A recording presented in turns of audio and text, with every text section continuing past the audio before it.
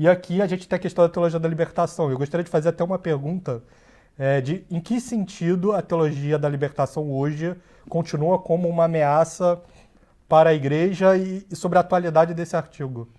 Meu caro Álvaro, antes de tudo, reitero, eu não mudei uma vírgula do meu pensamento. Esse artigo, se não me falha a memória, de 2010 ou 2011. Realmente a igreja não existe para resolver o problema da pobreza no mundo.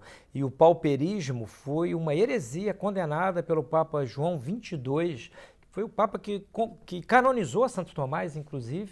Ele realmente condenou a tese de que os apóstolos eram paupérrimos, eles não teriam nada em comum.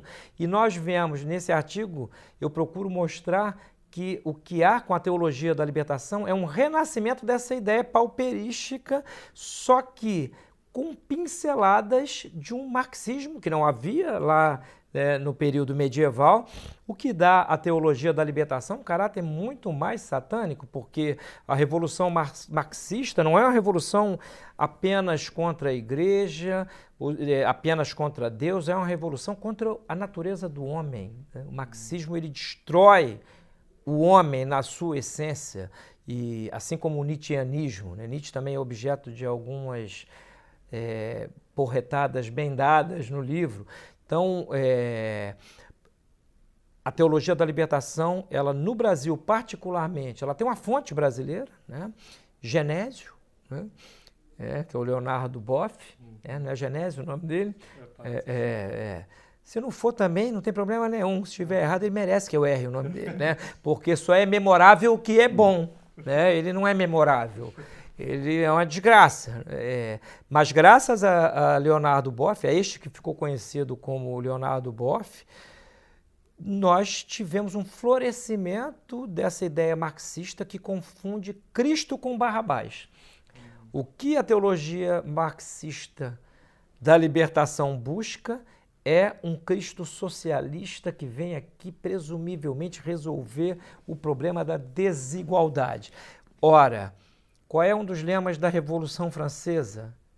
Igualdade, é uma das bandeiras. Entre o liberalismo e o marxismo, ou seja, o marxismo que resultou no comunismo, há uma linha de continuidade. Vários liberais, inclusive brasileiros, como José Guilherme Melchior, enfatizam isto.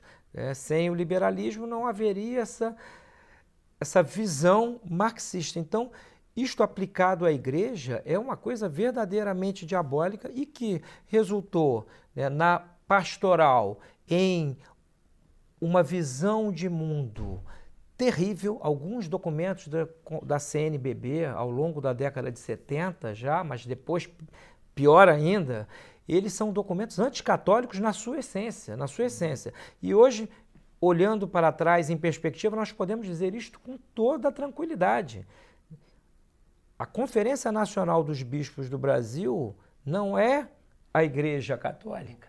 São bispos, só que o espírito que os anima, que é um espírito a um só tempo ecumenista, marxista, vejamos só, e colegialista, é a história de inserir pílulas de democracia na monarquia.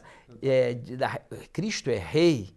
A Igreja Católica é uma monarquia absoluta, fundada no próprio Cristo, e o Papa detém por carisma participado por Cristo esta autoridade como vigário de Cristo.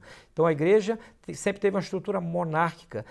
Isso foi sendo diluído pelos dois braços do monstro, do mesmo monstro. De um lado a teologia da libertação, de outro lado o liberalismo, que no